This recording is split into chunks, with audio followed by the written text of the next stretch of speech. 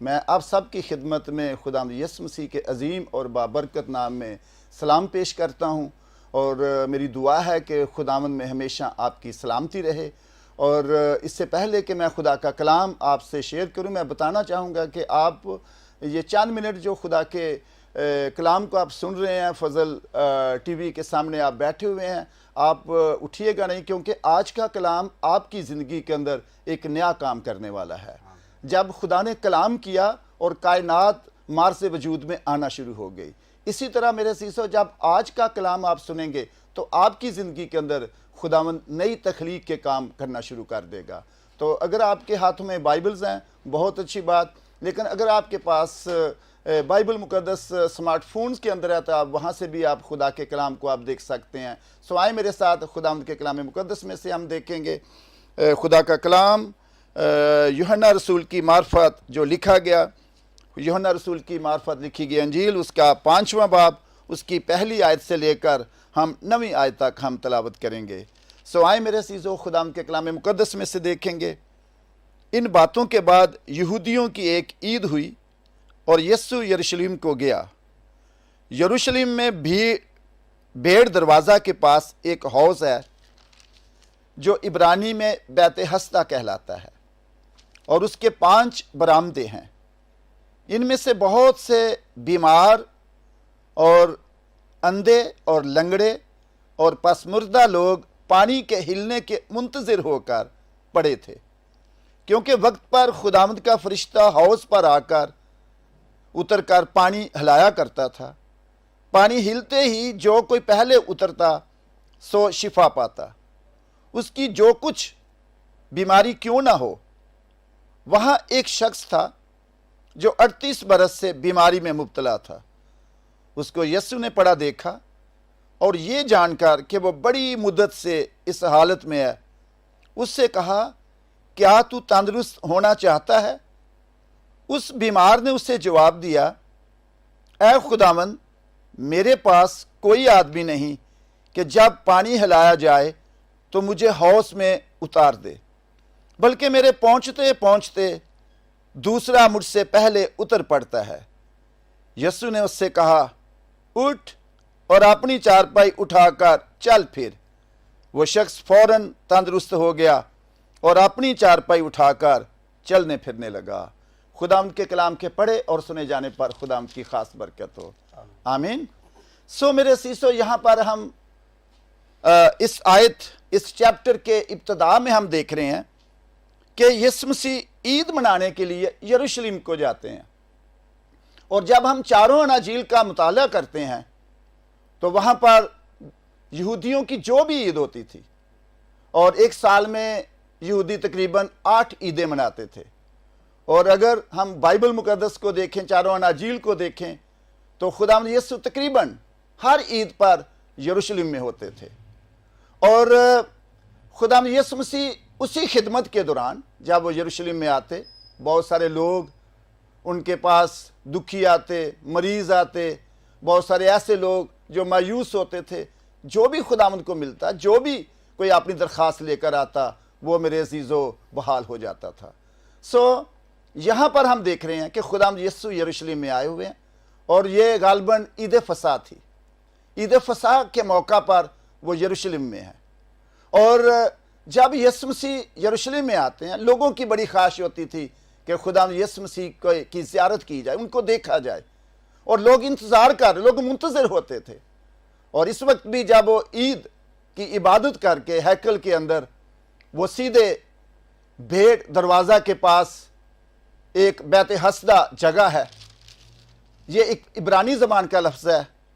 بیت کا مطلب گھر، اور حسدہ کا مطلب رحمت یا فضل کا گھر، اور اس مقام پر پانی کا ایک حوض ہے، اور پاسٹر صاحب پانی کے اس حوض میں فرشتہ ایک ہی بار آ کر پانی ہلاتا تھا، اور جیسا میں نے آپ کے سامنے اس پیسیج میں پڑھا ہے، جب فرشتہ آ کر پانی ہلاتا تھا تو جو کوئی پہلے اترتا وہ شفا پا جاتا۔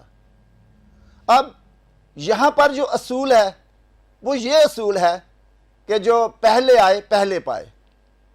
سو جو پہلے اترتا صرف وہی شفا پاتا۔ سو یہاں پر میرے عزیزو ہم ایک اور بات دیکھتے ہیں، جب فرشتہ پانی کو آ کر ہلاتا تو پھر جو مریض جاتا اس کی زندگی کے اندر ایک نیا کام ہوتا، اس کی زندگی بدل جاتی تھی، اس کی کوئی بھی بیماری ہوتی تو وہ شفا پا جاتا۔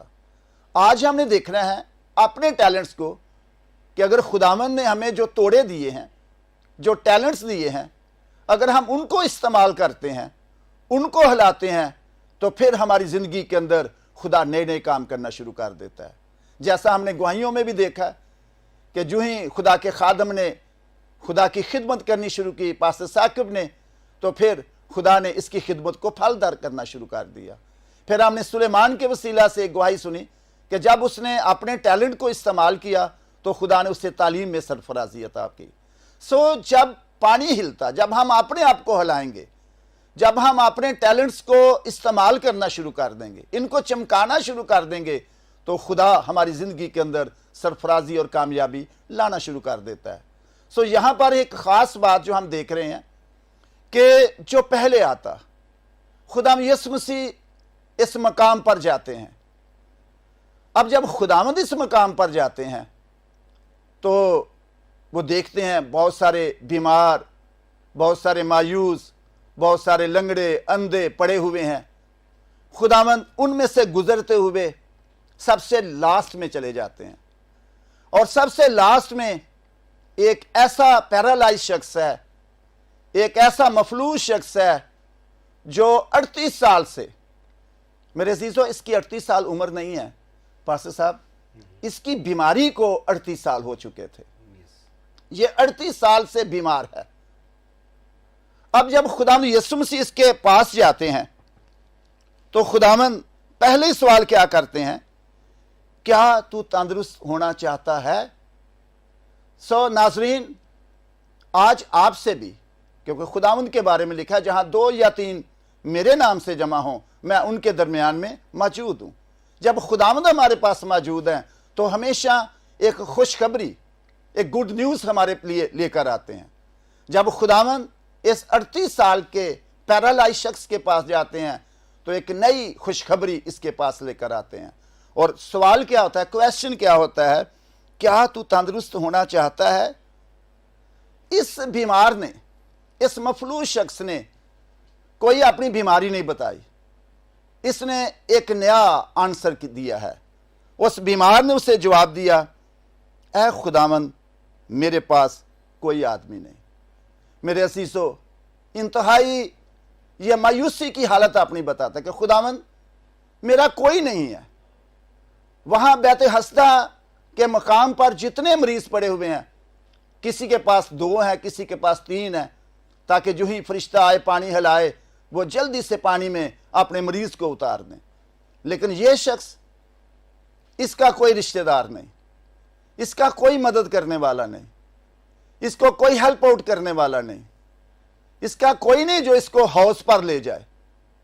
میرے عزیزو، جب یہ کہتا کہ خداوند میرا کوئی نہیں، تو خداوند کہتے ہیں اگر تیرا کوئی نہیں تو میں تیرے پاس اسی لیے آیا ہوں تاکہ میں تیری آ کر مدد کروں۔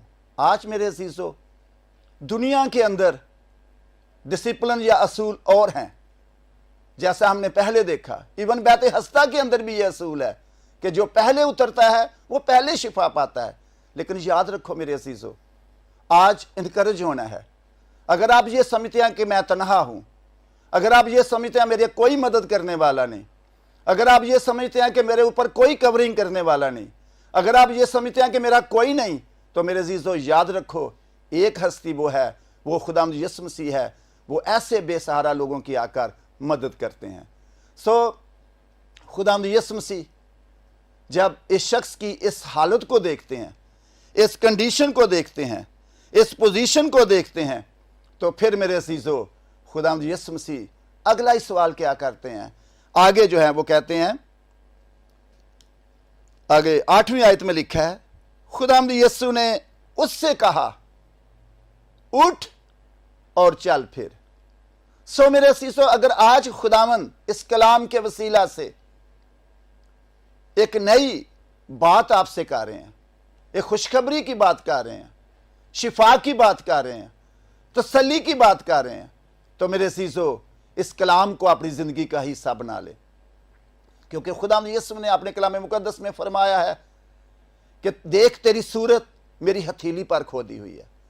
तो खुदावंद जब भी अपने हाथ को देखते हैं तो आपकी सूरत खुदावंद को नजर आ जाती है।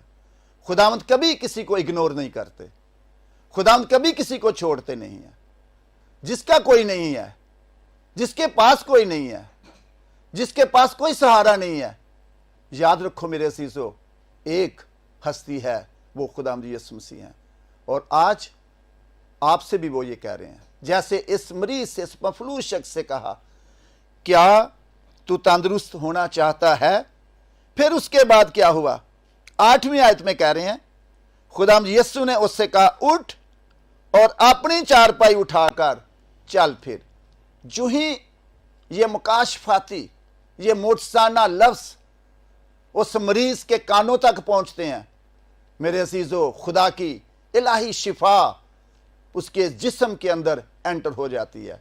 और लिखा है बाइबल मुकद्दस में, लिखा है वो शख्स फौरन तंदुरुस्त हो गया और अपनी चारपाई उठाकर चलने फिरने लगा। आमीन।